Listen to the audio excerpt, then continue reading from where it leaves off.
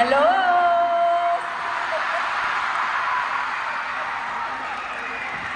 Ayan, bago pa man ang lahat, para hindi ko makalimutan, gusto ko munang banggitin ang mga taong kailangang pasalamatan dahil kung hindi dahil sa kanila, hindi tayo matutuloy sa kick-off rally ngayong araw. Unang-una sa lahat, syempre ang ating pinaka-main organizer, Board Member Kirby Salazar. At kung nandyan si BM Kirby, nandyan din syempre ang Kiko BAM Volunteer Center ng Cavite. Gusto din nating pasalamatan ang tulong ni SEC Governor John Vic Remulla, Board Member Abeng Remulla, syempre Mayor Jenny Barzaga. Maraming salamat at ang ating mga kaibigan sa LGU Dasmariñas, kasama syempre ang ating Vice Mayor Rex, saka ang ating susunod na Vice Mayor 30. Gusto din nating pasalamatan Governor Athena Tolentino, Vice Governor Shernan Haro, ang aking kaibigan Congressman Roy Loyola, ang aking kaibigan din, mga taga-Carmona ba kayo? Ang aking kaibigan din Congressman Oni Ferrer.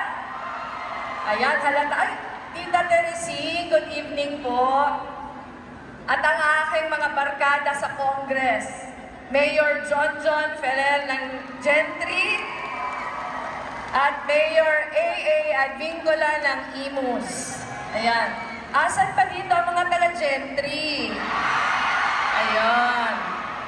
Kasama ko kanina si Mayor John. Kasama ko din si Mayor A.A. Asan mga taga-Imus? Ayan. Gusto din natin batiin yung mga local officials na kasama natin ngayong gabi. Siyempre sa pangunguna ni Board Member Kirby Salazar, Board Member Chelsea Sarno, maraming salamat po for joining us. Siyempre, Vice Mayor Rex Manggubat, saan nakaupo si Vice? Kasama ko siyang pumunta dito kanina. At ang ating incoming Vice Mayor 3rd, Barzaga. BM Angie Paicana ng GMA City. Mga taga-GMA ba kayo? Councilor Lian Ilagan, maraming salamat. Ayun, nasabi ko na ba lahat? Ayun, nasabi ko na yata lahat. Sana wala akong nakalimutan. Mamaya ko na babatiin yung mga kasama natin. Ibababa ko muna to. Pero ang saya, nasa Cavite ulit ako.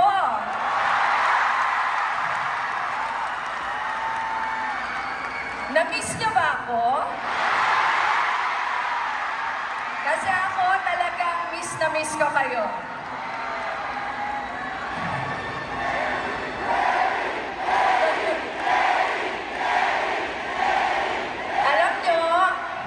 Alam nyo, tuwing nagagawi ako dito sa Cavite, palagi akong may baon na mga core memory.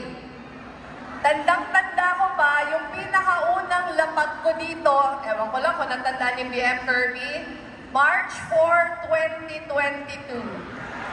Buong araw kaming nag-ikot sa Cavite. Umagang-umaga, parang 7 o'clock yata ng umaga, dito na kami. Ibang klase na agad ang energy na sumalubong sa amin sa Carmona. Nasaan yung mga taga-Carmona? O, naalala niyo ba kung anong ginawa natin? Ano?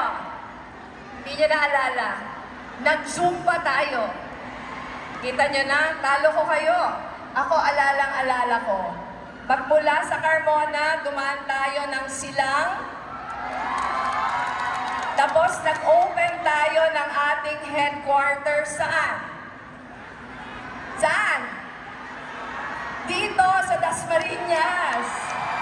Nako, naalala ko habang parang nagmo-mini motorcade, nakabukas lang yung pinto ng van namin, at maraming mga batang tumatakbo katabi namin, nakikipag-holding hand sa amin, pilit na hinahabol yung sasakyan.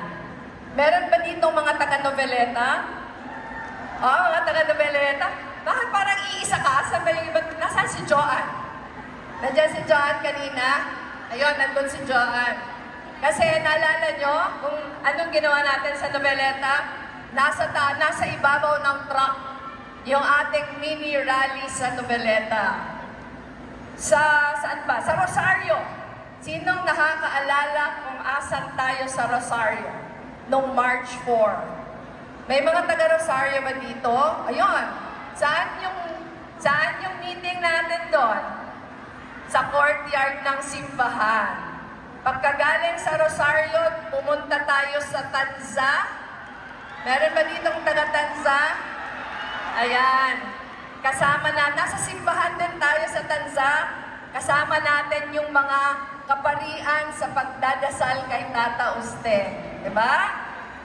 Pero magmula sa Tanza, papunta na tayo sa Gentry, sa ating rally. Doon na tayo na traffic ng grabe. Dahil malilate na ako sa pagsasalita sa Gentry, napilitan tayong pumara ng motor. Pero parang itinadhana naman na ang napili natin ang kasal ay si Sherwin, na noon ay hindi pa natin kahanay. Pero kahit iba pa yung presidente niya noon, naihatid niya ako sa rally ng buong buo. Di ba, Sherwin? Buti hindi mo ako hinulog sa motor. Naihatid niya ako sa rally ng buong buo at on time ako. On time ako nakarating, kaya nung tinawag ako para magsalita, nandun ako. Pero sino ba ang makakalimot nung iconic speech ni BM Kirby? Naalala niyo pa ba yun? Yung maluha-luha na ipinangako sa atin ni BM Kirby, nandito na ang Cavite. Diba? Naalala niyo yun? Naalala niyo ba kung pagkatapos ng rally sa Gentry, kailan ulit ako bumalik? Naku, naalala nyo, May 1, 2022. Asan tayo noong May 1, 2022? Andito sa Dasmariñas, sa labas nitong arena. Kanina, kasama ko si BM Kirby, saka si Vice Mayor Rex, saka si incoming Vice Mayor 3rd. Sinilip namin from the Mayor's office yung pinagdausan ng rally natin noong May 1, 2022, ang laki-laking lugar. Sabi ko kay BM Kirby, talaga bang napuno natin yon? Diba? So, napakarami natin dito sa Dasmariñas, napuno natin yung lugar. Mas malakas na ang boses natin, mas maliwanag na ang panawagan, at mas gigil na ang lahat sa laban. At si Sherwin at ang asawa niyang si Tin, proud Lenny campaigners na doon. Kung sa Gentry hindi pa, sa Dasmariñas oo na. At sa katunayan, kasama na sila sa pagtaas ng ating kamay sa entablado. Pero ang hindi nyo alam, nasa sidelines ng stage sa Dasmariñas may aksidenteng nangyari. Papaakyat kami ng hagdan, parang ganyan, nahulog yung hagdan. Buti na lang, nakataas na ako sa entablado, pero yung lahat na kasama ko, pati si Sherwin sa Tin, nahulog sila. Buti na lang at maswerte hindi ako nasaktan. Pero yung iba namin kasama, ilang araw din na naramdaman yung mga sakit ng balakang dahil sa pagkahulog sa stage. Kaya lalong naging memorable yung rally dito sa DASMA. Pero ang mga nangyari dito sa Cavite, bahagi ng pag-uumapaw na alaala ng ating People's Campaign. Sa mga buwan na pag-iikot sa buong bansa, nakaipon tayo ng mga karanasan na hinding-hindi natin makakalimutan at buong buhay natin napapahalagahan. Alam ko na tulad ko, marami din kayong kwentong bitbit sa inyong mga puso hanggang ngayon. Tama ba yon? Yung mga alaala ba nung kampanya hanggang ba ngayon, bitbit nyo pa rin sa mga puso nyo? Diba? Parang 3 taon na pala yung lumipas, pero pag inaalala natin, parang kahapon na. Diba? So mula sa iilan, lumawak ng lumawak ang ating hanay. Naalala ko nung nag-uumpisa pa lang, parang daan-daan pa lang yung mga kausap natin. Naging libo na hanggang nung malapit na magkampanya, malapit na mag-eleksyon, umaabot na tayo ng milyon. Hindi ko sukat akalain na napakarami pala sa inyo ang naghihintay lang sa mga sulok. Sumisilip, nag-aabang ng tiyempo, at nag-iimbak ng lakas ng loob para magpahayag at makilahok. At nang tumapak na sa liwanag, talagang lumakad kayo ng katabi namin, pasulong sa paghahangad na imulat ang mata ng mas nakararami. Doon natin napatunayan na ang tapang at pag-asa sadya palang nakakahawa. At mas mabilis itong kumalat kapag tulong-tulong tayo sa pagbabahagi nito. Nag-ambagan tayo kung anong makakaya. Naalala niyo ba nung kampanya? Diba ang kadalasan sa kampanya parang naghihintay lang tayo sa kandidato? Naghihintay tayong bigyan tayo ng tarps, naghihintay tayong abutan tayo ng t-shirt, naghihintay tayo ng order ng kandidato natin kung anong kailangan nating gawin. Pero nung kampanya natin, hindi na tayo naghintay. Di ba? Lahat tayo nag-iisip, ano kaya yung maiaambag ko? Yun nga yung una yun yata yung unang kampanya na pambihira kasi ang tarpaulin binibenta sa Shopee at mabenta siya. Di ba? At kahit anong campaign merchandise, yung creativity natin, pigang-piga talaga. Diba? Eto na siguro yung kampanya na napakaraming mga murals at nakakatuwa dahil alam nyo ba hanggang ngayon, pag nadadaanan ko yung mga murals, talagang hinihintuan ko pa din ang pinipicturan ko. Kasi alam mo na labor of love talaga yon para sa bayan. Kumatok din tayo sa mga bahay-bahay. Sino ba dito yung nakaranas na mag-house to house? Ayun, dami, di ba? Tapos, kadalasan, yung mga nag-house to house, karamihan sa inyo dati namang mahiyain, di ba? Parang never na na-involve sa campaign before, pero bigla na lang, ang lakas ng loob mag-house to house. Di ba? Meron sa ating mga nag-ikot sa palengke, meron sa ating mga tumambay sa mga terminal ng jeep at tricycle, at sinuyod natin yung mga komunidad. Hinarap natin ang bawat Pilipino, iba man ang kanilang paniniwala, para ialay ang pag-asa at hikayatin sila na buksan ang isip at makiisa. Tumawid din tayo lampas sa ating mga kinasanayan. Puso sa puso, Pilipino sa Pilipino. Pero, sa likod ng ating galak, sa ating mga rally at pagtitipon, talagang prinsipyo ang nagpalakas sa ating mga loob at sa ating hanay. Diba? Pinagbigkas tayong lahat ng iisang pangarap. Ano nga sabi natin dati? Ang isang gobyernong tapat, aangat ang buhay ng lahat. Naalala nyo pa din. Ipinaglaban natin na na bigyan ng bagong buhay ang ating bayan. Marami sa atin talagang nangahas na tumindig laban sa mas malalaking makinarya at interes. At kasama namin kayo sa bawat sandali. At saksi din ako sa pag-aalay nyo na buong puso sa ating kampanya. Buhos at lubos sa talento, sa husay at tapang.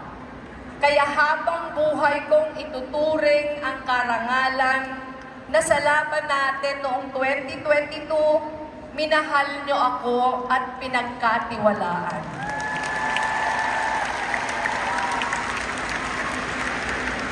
Pero alam ko na hindi nyo naman yung ginawa para sa akin lang. Sa panahon na yon, tumayo lamang ako bilang isang simbolo ng pangarap natin para sa bayan. Di ba? Kaya napakalakas ng loob ninyo dahil yon ay pagmamahal sa ating bayan. Ngunit may kasabihan na kapag matindi ang pagmamahal, malalim din ang maiiwan na sugat. Tama? Tama. Kaya nang hindi umayon sa atin ang tadhana, napakaraming luha ang bumuhos. Sino ba dito yung umiyak?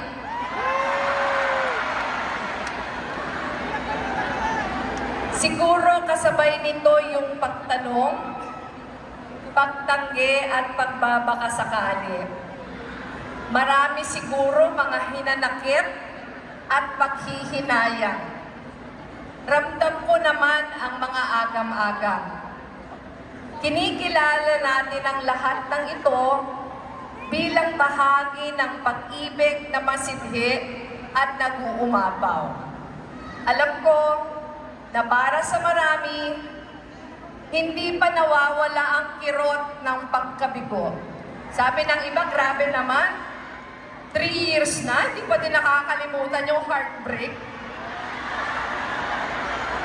Mas malalim daw ang pagmamahal, mas malalim din ang sugat.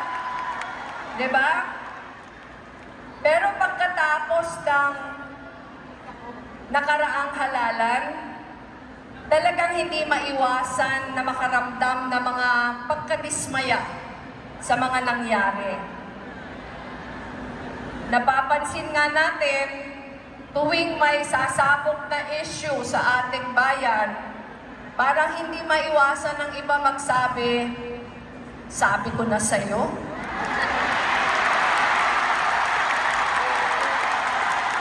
At nakikita natin sa Facebook, mahilig pa din tayong maglapat ng mga resibo.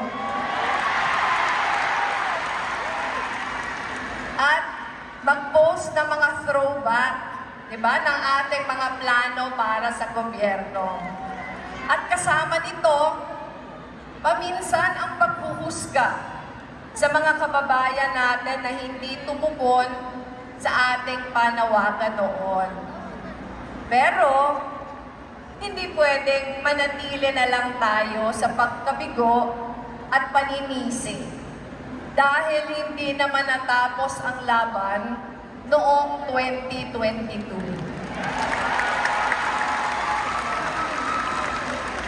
At hindi rin doon natapos ang ating tungkulin bilang mga Pilipino.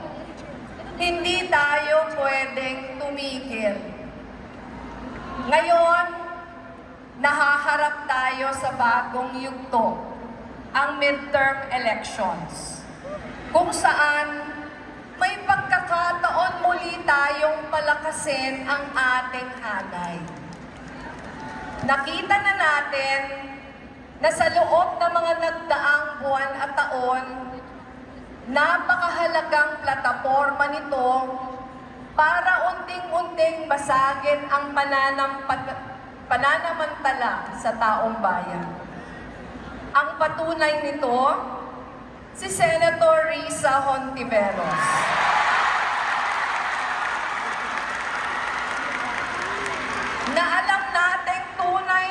nagtitindig para sa interes ng mga Pilipino. Proud tayong lahat sa kanyang performance sa Senado. Pero di ba, mas gagaan ang laban pag meron siyang kasama. Kaya ang susunod na atas para sa atin lahat, bigyan natin si Senator Risa ng mga kaalyado at katuwang. Mga kapwa niya matitino at mahuhusay, natitindig kasama niya sa lahat na laban. Magagawa natin ito ngayong 2025. Iupo natin sa Senado ang dalawa sa ating pinakamasigasig na mga kasama. Unang-una, number 5 sa balota, Senator Bam Aquino. Kampiyon ng libreng edukasyon at siguradong trabaho. Higit pa sa husay, si Senator Bam, parang hindi na ako sanay na matagal magsalita, nawawala na ako ng boses. Kulang sa practice. Higit pa sa husay, si Senator Bam ay masasandalan sa pinakamalalaking laban. Alam na alam ko ito dahil siya yung aking naging campaign manager nung ako ay lumaban for the Vice Presidency sa 2016. At siya ulit ang aking piniling campaign manager nung ako napalaban noong 2022. At bagamat marami ang mga hamon na ating hinarap, kampante ako dahil siniguro niya na maayos ang lahat.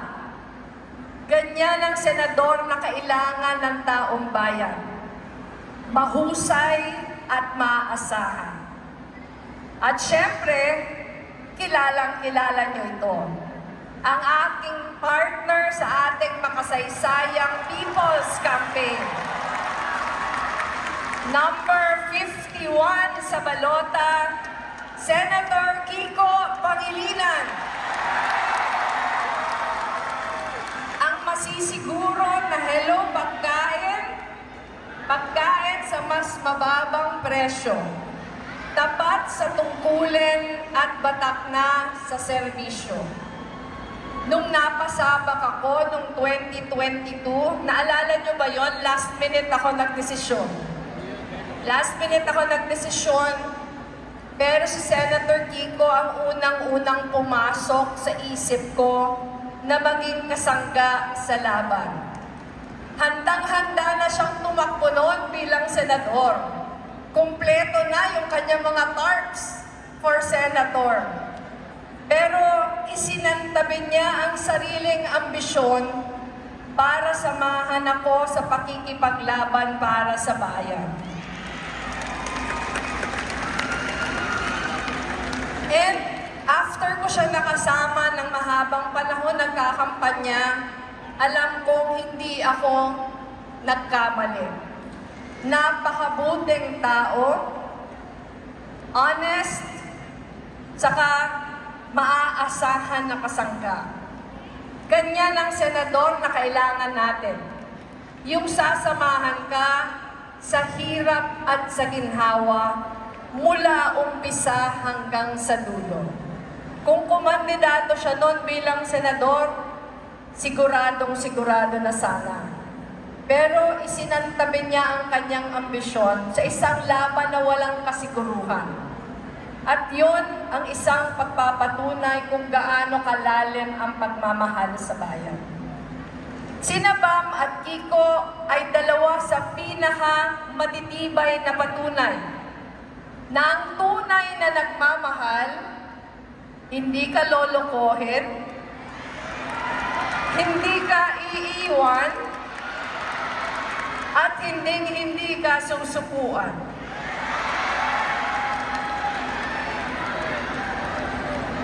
Sa kabila ng pagkakadapa at mga kabiguan, muli silang sumusubok, iniaalay Ibubuhay ang sarili para sa kapakanan ng ating bayan.